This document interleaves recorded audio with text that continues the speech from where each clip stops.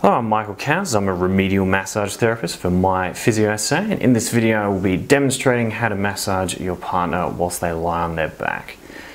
Now, part of the reason why we have them lying on their back is to help support their neck, obviously, but also to help relax all the muscles through their neck and shoulders so that we can get a deeper, more effective massage. So starting off, we're going to be massaging through the upper traps, and this can be done in a number of different techniques. At the moment I'm just using my thumb just to do a little bit of circles as well. The idea that I'm sitting down at the moment is that I at any point can add just my wrist if I wanted to, or transfer it into just my elbow or even my shoulder as well. And by distributing the circles or the scooping motion or the pinching itself, you can help prevent fatigue through your arm as well. Now, finding the upper traps is normally quite easy for a lot of people because it's generally the tightest muscle. If you are really struggling to find the muscle itself, you can get your partner or the person that you're massaging to push up into your hand or kind of shrug in that same motion, and you should feel the muscles tense into a big tight ball through there.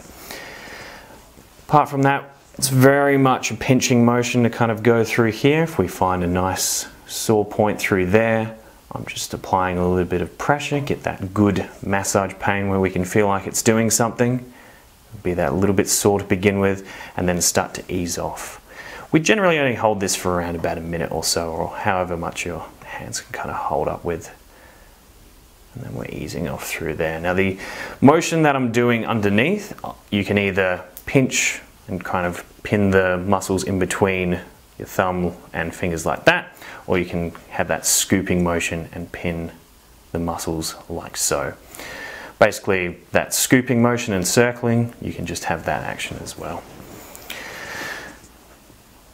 So moving on, we're going to be looking at the levator scapula and its insertion into the neck, and what you can do to make it a little bit easier for yourself, just rotating the head like so. Just with the pads of the fingers, just doing circles as we slowly move up the neck itself.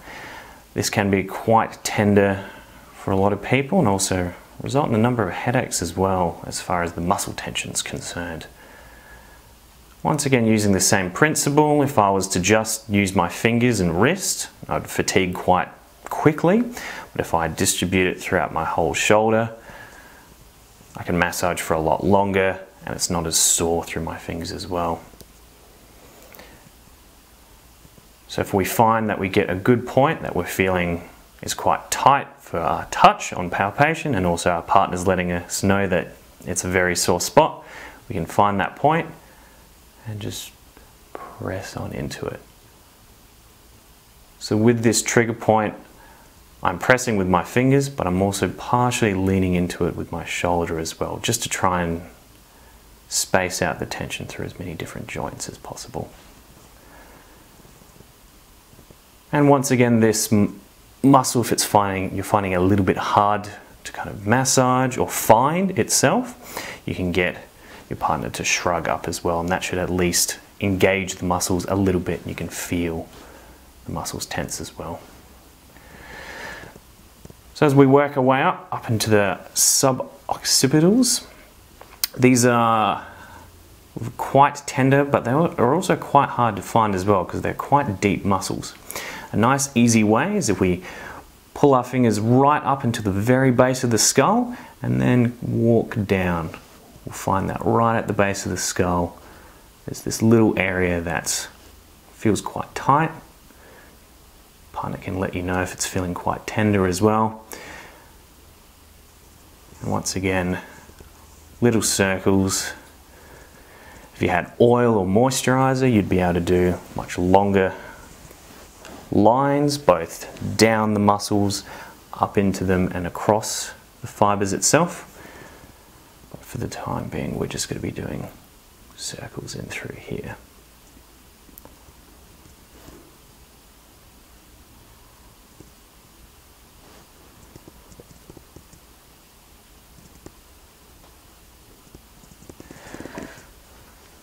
So to finish off, we've got one last muscle, the temporalis, which sits as this big kind of lily pad looking muscle, half of it out into the forehead and the other half kind of hidden within the hairline as well.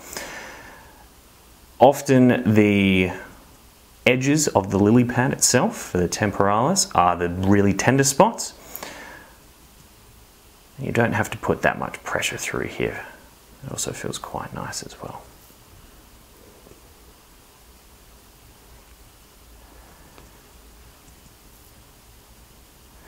And generally you won't want to use oil on the face.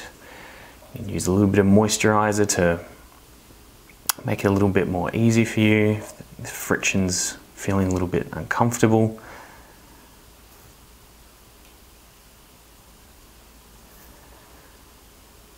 You can work out into the hairline itself. As far as tender spots go, generally it's going to be from about the midpoint of the muscle out into the temple. Kind of that instinctual area that we all rub our heads with to try and help remove that headache. Now if we wanted to, we can follow that muscle down into this join through here. The TMJ joins up with the masseter, which is the jaw muscles through here, and they can also be quite tender as well. Same process, it's a very small muscle depending on the person that you're massaging. You can get to this by finding that cheekbone and then just walking down underneath that. These muscles can be very, very tender, so starting off quite light is definitely advised through there. If we wanted to, we can add in a trigger point through there.